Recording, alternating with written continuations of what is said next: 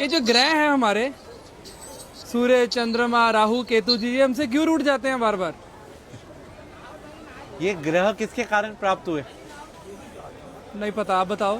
शरीर से ही ना। जी। शरीर किससे प्राप्त हुआ? माता पिता से। माँ पिता से ना। माँ पिता कौन है? पिता सूर्य, माँ चंद्रमा। अच्छा। सारे ग्रहों की जो शक्ति है वो कहाँ से प्राप्त होती है? सूर्य से, जी। चंद्रमा से। जी। अब आप घर के ग्रहों को तो आप पूछ नहीं रहे और बाहर सोच रहे जा जाके सब ग्रह शांत हो जाएं, वहां पूजा करा लो, वहां पूजा करा लो, वहां पूजा करा लो। अरे कोई जरूरत नहीं किसी पूजा की। अगर आप अपने माँ पिता को प्रणाम करते हैं ना और उनकी सेवा करते हैं तो आपको किसी भी पूजा की जरूरत नहीं है। मतलब जो बाहर दान पुण्य करता है, किसी गरीब को, किसी नीडी को खिला रहा है, और घर में माता पिता को नहीं पूछ रहा, तो कोई फायदा नहीं दान पुण्य का भी। क्या फायदा ये तो बताओ। और मंदिर गुरुद्वारे जाने का भी कोई फायदा कोई नहीं। फायदा नहीं भाई। सबसे पहले भगवान कौन है? माता पिता। जिसने अपने माँ पिता की सेवा कर ली उसने सब कुछ जीत लिया। अगर वो अपने माँ पिता की सेवा नहीं कर सकते तो उनका कोई भी दान व्यर्थ है। आज जो गणेश जी अग्रसर हैं, सबसे पहले उन्हीं की पूजा होती है। क्यों? उन्हें ब्रह्मांड के 3 चक्कर की जगह माँ पिता की परिक्रमा कर ली थी। तो हम कैसे खुश कर सकते हैं अगर कोशिश करना चाहे कोई बच्चा? भाई अपने माँ पिता से पूछो उनको कहाँ जाने की इच्छा है। अगर आप कैपेबल हैं तो उनके साथ जाओ, उनको तीर्थ कराओ, उनको अच्छी अच्छी चीजें जो उनको पसंद है वो खिलाओ, उनको उनके पसंद की चीजें ला के दो।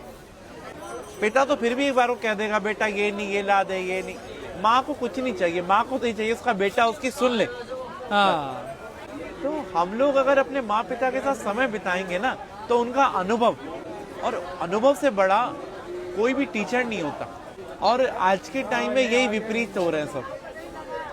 सास ससुर को और बहू को प्यार करते हैं, बेचारी माँ जिसने जन्म दिया उसे जयराम जी की कर देते हैं।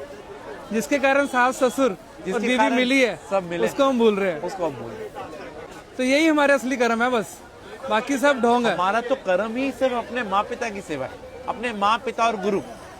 प्रातः काल उठकर रघुराई, माँ पितु गुरु चरण नवाई।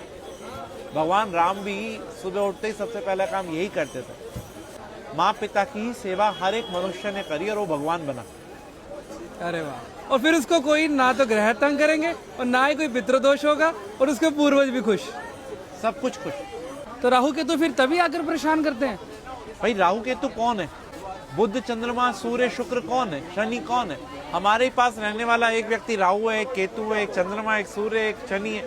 तो हम इन सबको, भाई सबको तो नहीं मना सकते ना, लेकिन जो इनकी एनर्जी का केंद्र है उसको मना लो ना।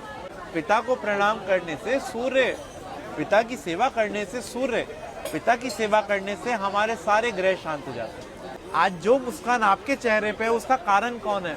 माता पिता ना। तो वही मुस्कान अगर उनके चेहरे पे आ रही है तो, और कारण आप हो, तो वाह, आपकी वाणी सौम्य होगी तो आपका बुध अच्छा है।